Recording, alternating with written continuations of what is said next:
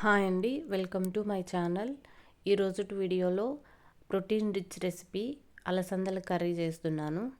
దీనికి కావలసిన పదార్థాలు: ఎండు కొబ్బరి, మిరియాలు, చెక్క, 2 లవంగాలు, కారం, పసుపు, ధనియాల పొడి, వెల్లుల్లి రెబ్బలు. ఈ కర్రీకి అల్లం వేసుకుంటే అంత బాగోదు.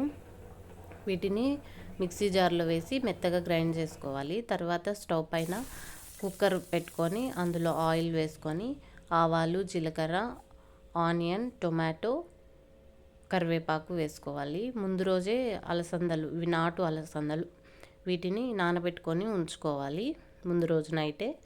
తర్వాత గ్రైండ్ చేసుకొని ఉంచుకున్న మసాలాని కుక్కర్లో కూడా వేసుకొనేసి వేపుకోవాలి. తర్వాత వేపుకున్న తర్వాత బొబ్బర్లను వేసుకోవాలి. వాటిని ఒక 5 మినిట్స్ వేపుకున్న తర్వాత ఆలుగడ్డల్ని కూడా వేసుకోవాలి. ఆలుగడ్డలు ముందే వేసుకుంటే మెత్తగా అయిపోతాయి. తర్వాత తగినన్ని వాటర్ వేసుకొని 4 to 5 విజిల్స్ పెట్టుకొని ఉడికించుకోవాలి.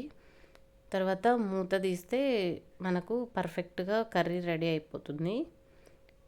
ఇది చపాతీ, రాగి సంగటి ఆ కాంబినేషన్లో చాలా బాగుంటుంది.